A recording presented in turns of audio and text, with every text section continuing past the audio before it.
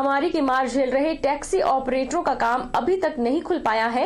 वहीं प्राइवेट वाहन मालिक अपनी गाड़ियों को सस्ती दरों में टैक्सी के रूप में चलाकर टैक्सी ऑपरेटरों का धंधा चौपट करने में लगे हैं। सोलन में निजी वाहन मालिक टैक्सी चालकों के कारोबार पर डाका डाल रहे हैं। आज टैक्सी ऑपरेटर यूनियन के पदाधिकारियों ने एसपी सोलन अभिषेक यादव को शिकायत पत्र सौंपा और प्राइवेट गाड़ियों के टैक्सी के रूप में इस्तेमाल हो रही गाड़ियों के नंबर देकर निजी वाहनों पर कानूनी कार्रवाई करने की मांग की। वहीं उन्होंने स्कूलों में बच्चों को लाने ले जाने का कार्य कर रहे निजी वाहनों पर भी अंकुश लगाने की मांग की। आज हम taxi union old bus stand और बाईपास बस स्टैंड से एसपी साहब को मिलने आए थे। हमारा मुद्दा ये था जी कि हम प्राइवेट गाड़ियों के बारे में जो लिस्ट दी हमने, वो प्राइवेट गाड़ियों को एसपी साहब को लिस्ट दिया है जो टैक्सी के रूप में प्राइवेट गाड़ियाँ चलती हैं। और हमारे एक दो मुद्दे और थे। एक हमारा जो मुद्दा था बाईपास पे स्टैंड के लिए, जो हमने स्टैंड के लिए जगह मांगी, हमने 2-3 जगह हमको बताई है, वो उसका भी मुद्दा था, वो बताया हमने एसपी साहब को। और तीसरा हमारा मुद्दा था जी जो स्कूल में वैनें चलती हैं बच्चों को लेके प्राइवेट, उनके बारे में बताया कि 8-8, 10-10 बच्चों को बैठा लेते हैं, उससे कोविड का भी खतरा है, बच्चों को खतरा रहता है। और जब जिस दिन वो छुट्टी होती है उस दिन वो प्राइवेट गाड़ियों में सवारी ढोते हैं। इसलिए हम एसपी साहब को कंप्लेंट करने आए थे। केंद्र और हिमाचल सरकार की आंगनवाड़ी योजना निश्चित रूप से जहां ग्रामीण परिवेश में शिक्षा का प्रसार केंद्र बनी है, वहीं इस केंद्र के माध्यम से महिलाओं और बच्चों में शिक्षा के प्रति जागरूकता और जिज्ञासा बढ़ी है। ग्राम पंचायत पंडोह के दुर्गम आंगनवाड़ी केंद्र धलौड़ का भवन सरकारी नियमानुसार अत्यंत साफ सुथरा और शिक्षा के प्रसार का केंद्र बिंदु बना है। पंडोह का दुर्गम आंगनवाड़ी केंद्र धड़ौल सबसे सुंदर और नियमित है। आंगनवाड़ी का उद्घाटन 2017 में तत्कालीन बीडीसी सदस्य स्वर्गीय लीला राणा ने किया। तब से इस भवन में नियमित महिलाओं और बच्चों का आना जाना बना हुआ है। आंगनवाड़ी कार्यकर्ता हेमलता जो सुशिक्षित है, समाजसेवी हैं, वहीं सहायिका घंबू देवी भी कंधे से कंधा मिलाकर इनका साथ देती हैं, जिसके परिणाम स्वरूप माता शबरी योजना में निर्धन महिलाओं को 9 गैस कनेक्शन उपलब्ध करवाए गए हैं। मदर टेरेसा योजना के अंतर्गत बुद्धि देवी के बच्चों को धनराशि दिलाई गई। मातृवंदना योजना में 11 महिलाओं को 5,000 प्रति महिला को उपलब्ध करवाए गए। कार्यकर्ता हेमलता ने बताया कि पोषाहार THR हर महीने की 1 तारीख को आंगनवाड़ी भवन में 27 बच्चों को दिया जा रहा है। इसके साथ ही 8 गर्भवती और धात्री माताओं को भी यह राशन सुविधा उपलब्ध हो रही है। इसके साथ ही कन्यादान योजना के अंतर्गत एक BPL परिवार की बेटी को 50,000 की राशि आंगनवाड़ी केंद्र के माध्यम से उपलब्ध करवाई गई। इस आंगनवाड़ी केंद्र के दायरे में क्षेत्र में जितने भी प्रसव हुए हैं वे सभी सरकारी हॉस्पिटल मंडी में करवाए गए, जिसके लिए आंगनवाड़ी कार्यकर्ता सहायिका ने उन्हें प्रेरित किया और सरकार की तरफ से मिलने वाली सहायता उपलब्ध करवाई गई। इस सरकारी भवन में जो भी विभागीय योजनाएं होती है, सभी गांव के लोगों को, पात्र व्यक्ति जो गर्भवती होती है, धात्री माताएं होती है, उनको सभी योजनाओं का लाभ उठाने का मौका मिलता है। और मैं जो चाहे गैस की उपलब्धि हो और चाहे बेटी अनमोल की हो, चाहे योजना हमारी अन्नप्राशन की हो और चाहे गोद भराई की हो, इस आंगनवाड़ी केंद्र में सभी प्रकार की गतिविधियां की जाती है। जोगिंद्रनगर शहरी क्षेत्र में प्रधानमंत्री स्ट्रीट वेंडर्स आत्मनिर्भर निधि के तहत 41 रेहड़ी फड़ी विक्रेताओं को लाभान्वित किया गया है। PM स्वनिधि के अंतर्गत इन लाभान्वित रेहड़ी फड़ी विक्रेताओं को आजीविका और रोजगार को पुनः पटरी पर लाने के लिए विभिन्न बैंकों के माध्यम से सरकार ने 10,000 रुपए का लघु ब्याज सब्सिडी आधारित ऋण आवंटित किया है। कोरोना वायरस के चलते लगे लॉकडाउन से शहरी क्षेत्रों में प्रभावित हुए रेहड़ी फड़ी विक्रेताओं की आजीविका को दोबारा शुरू करने के लिए केंद्र सरकार ने PM स्वनिधि योजना की शुरुआत की है। इसके माध्यम से शहरी क्षेत्रों के प्रभावित रेहड़ी फड़ी विक्रेताओं की आजीविका और रोजगार को दोबारा पटरी पर लाने के लिए 10,000 रुपए के एक लघु ब्याज सब्सिडी आधारित ऋण उपलब्ध करवाने का प्रावधान है।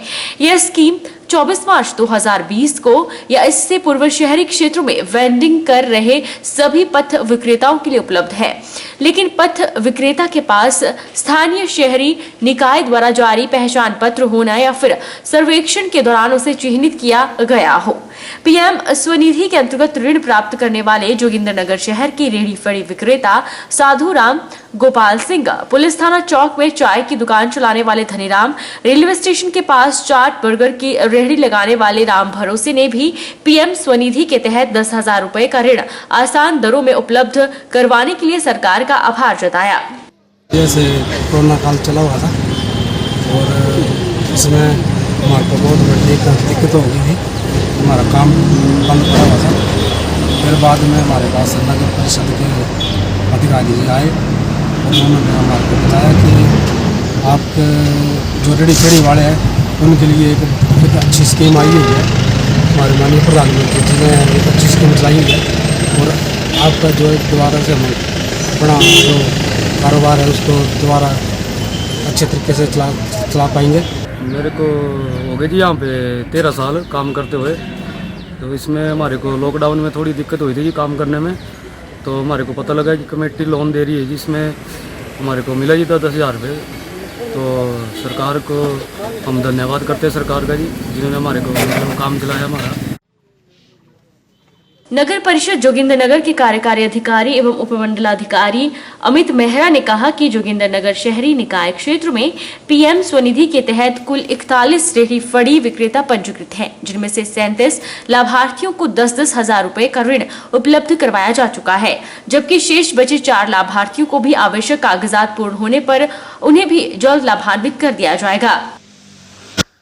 प्रधानमंत्री स्ट्रीट वेंडर्स आत्मनिर्भर निधि, जिसको हम प्रधानमंत्री स्वनिधि योजना भी कहते हैं, इसके तहत हमारे पास 41 स्ट्रीट वेंडर्स जो हैं वो रजिस्टर्ड हैं और उन 41 में से 37 ऐसे स्ट्रीट वेंडर्स हैं जिनको कि हमने वो जो बैंक से उनको निधि मिलनी थी 10,000 रुपये प्रति वेंडर की, वो जारी कर दी गई है। जो 4 स्ट्रीट वेंडर्स हैं उनके केस में जो उनके डॉक्यूमेंट्स थे उसमें कुछ इश्यूज थे, उनके आधार कार्ड लिंक नहीं थे, वो उनको बता दिया गया है और प्रोसेस कंटिन्यू कर रहा है। आने वाले दिनों में उनको भी ये जारी कर दिया जाएगा। शिमला जिला के रामपुर में हस्तशिल्प तकनीकी प्रशिक्षण कार्यक्रम के तहत साधनहीन महिलाओं को प्रशिक्षण दिया जा रहा है। भारत सरकार के वस्त्र मंत्रालय के सौजन्य से महिलाओं को किन्नौरी और बुशहरी पारंपरिक परिधानों के डिजाइनिंग का बारीकी से ज्ञान दिया जा रहा है। भारत सरकार के वस्त्र मंत्रालय के सौजन्य से हस्तशिल्प तकनीकी प्रशिक्षण कार्यक्रम के तहत रामपुर के डाकोल्ड में हिमाचल प्रदेश हस्तशिल्प हथकरघा निगम द्वारा ग्रामीण दूरदराज महिलाओं को सिलाई बुनाई का प्रशिक्षण दिया जा रहा है, ताकि ग्रामीण साधनहीन महिलाएं प्रशिक्षित होकर स्वरोजगार को अपनाते हुए आत्मनिर्भर बन सके। इस प्रशिक्षण में किन्नौरी और बुशहरी पारंपरिक परिधानों के डिजाइन व आधुनिकता से जुड़े नए डिजाइनों को भी बढ़ावा दिया जा रहा है। महिलाओं को डिजाइनरदार शॉल, पट्टू, पट्टी, मफलर और टोपी बनाने के टिप्स दिए जा रहे हैं, ताकि महिलाएं लोकल फॉर वोकल को ध्यान में रखते हुए स्थानीय ऊनी वस्त्र तैयार कर बाजार में नई पहचान दिला सके। इस प्रशिक्षण में हिस्सा लेने वालों को सरकार की ओर से 9,000 रुपए मासिक और प्रशिक्षण देने वालों को 15,000 रुपए मासिक प्रोत्साहन राशि भी दी जा रही है। और यहाँ पे रामपुर बुशहर डकोलर में हैंडीक्राफ्ट टेक्निकल ट्रेनिंग सेंटर जो केंद्र शासित द्वारा आयोजित किया गया है, यहाँ पे खोला गया है ताकि महिलाएं कुछ सीख सके बुनाई, सिलाई आदि, ताकि अपना आगे चलकर रोजगार खोल सके, अपने लिए कुछ पैसे कमा सके, महिलाएं आत्मनिर्भर बन सके। लोग यहाँ डकोलर में बुनाई सीख रहे हैं, शॉल, पट्टू, दोड़ू सब कुछ किन्नौरी बनाने को सीख रहे हैं। सरकार की भी बहुत बहुत धन्यवाद जी। हम आगे बेनिफिट उठाना चाहते हैं जी सीख के, ताकि हम आगे अपने पैरों में खड़े हो सके जी बुनाई सीख के। मेरी डकोलर में इंडस्ट्री है, इंडस्ट्री में केंद्र सरकार ने सेंटर खुलाया 2 महीने के लिए। इसमें 44 लेडीज़ है, मेरे पे हैंडओवर है, इनको सारा हम सिखा रहे हैं। फूल वाले कपड़े सिखा रहे हैं, ट्रेनिंग का सिखा रहे हैं, जैकेट सिखा रहे हैं, टोपी सिखा रहे हैं, फूल बनाने का किन्नौरी फूल बनाने का सिखा रहे हैं। इनको हर इससे सुविधा कर रहे हैं। हम गवर्नमेंट से भी इनको 300 रुपये दिहाड़ी मिल रहा है। इंदौरा के बडोखर बाजार के बीच दो गाड़ियों के ड्राइवर पार्किंग को लेकर इस कदर आपस में उलझे कि बात मारपीट तक पहुंच गई। एक कार में फौजी अपने बच्चे पत्नी को लेकर बाजार में खरीदारी करके गाड़ी में सवार होकर जाने ही वाला था कि इतने में दूसरी तरफ से एक निजी बस आ गई और ड्राइवर कंडक्टर उससे गाड़ी को हटाने को लेकर गाली गलौज करने लग पड़े। गाली गलौज सुनते ही फौजी भी भड़क गया। निजी बस के ड्राइवर के द्वारा उसके साथ अभद्रता की गई, जिससे मामला मारपीट तक पहुंच गया। बीच बाजार में काफी देर तक बहसबाजी और लड़ाई होती रही, लेकिन स्थानीय दुकानदारों ने किसी तरह मामला शांत कर दोनों को वहां से निकाल दिया। लेकिन कुछ देर बाद जैसे ही निजी बस दोबारा बडोखर बाजार पहुंची तो फौजी और उसके साथ आए रिश्तेदारों ने ड्राइवर को गाड़ी से नीचे उतारकर उससे मारपीट की। बीच बचाव में आए कुछ स्थानीय लोगों द्वारा मामला किसी तरह से शांत कर सुझा बुझाकर वापस भेज दिया गया। 17 मार्च से 23 मार्च तक लुढ़ू मैदान में आयोजित होने वाले राज्य स्तरीय नलवाड़ी मेले के आयोजन को लेकर जिला प्रशासन ने तैयारियां शुरू कर दी है, जिसके तहत मेला ग्राउंड में प्लॉट बनाने का कार्य शुरू हो गया है, जहां करीब 450 प्लॉट तैयार किए जा रहे हैं। यहाँ का मेला परिसर है, इसमें प्लॉटिंग करनी शुरू कर दी है। हमारे पास 450 प्लॉट्स हैं और हमने आज प्लॉट तैयार करने शुरू कर दिए हैं और ये 6-7 तारीख तक हम कंप्लीट कर देंगे।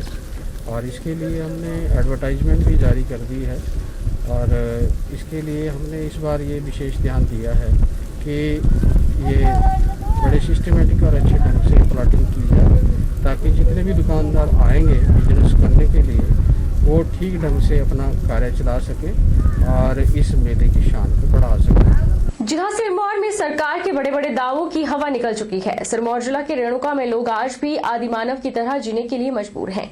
यहाँ सरकार की सरकारी योजना नहीं पहुँच पा रही है। गरीब तबके के लोग पशु सहित खुद ही एक कमरे में रहने को मजबूर हैं। 72 वर्ष के बसाया सिंह बताते हैं कि वोटों के लिए उन्हें बार बार ठगा जाता है और आज भी आदिमानव की तरह वे जी रहे हैं। यहाँ पर वेलफेयर ऑफिस वीडियो का भी दौरा हुआ है, तो उन्होंने इसको देख के कहा कि इसका मकान तो पक्का है। मुझे समझ नहीं आ रहा है कि उनका देखने का नजरिया, सोचने का नजरिया किस तरह का रहा होगा। तो ये अति दुखनीय, अति सोचनीय, अति चिंताजनक और अति मतलब एक बेशर्मी वाली बात है प्रशासन के लिए कि आज भी बसिया राम जैसे लोग पाषाण युग में जीने को मजबूर हैं और एक ही कमरे के, एक ही झोपड़ी के अंदर पशुओं के साथ रहने को मजबूर हैं। तो इनकी रहने की व्यवस्था को 15 दिन के अंदर अंदर ठीक किया जाए, अदरवाइज वीडियो संग्रह बोलें कि हमने कोई एक्शन लिया है उनके खिलाफ।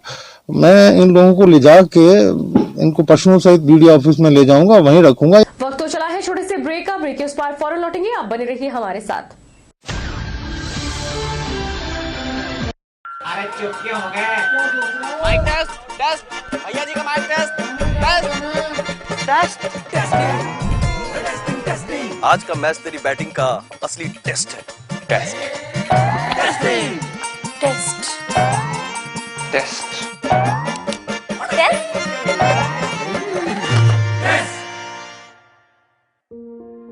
मन में शक है तो सरकारी अस्पताल के ICTC में HIV की मुफ्त जांच करवाएं और सलाह पाएं। ये सब बिल्कुल गोपनीय है। अगर टेस्ट पॉजिटिव निकले तो मुफ्त चिकित्सा के लिए ART सेंटर में जरूर रजिस्टर कराएं। HIV के साथ भी आप सामान्य जीवन जी सकते हैं। तो लीजिए एक कदम जिंदगी की ओर।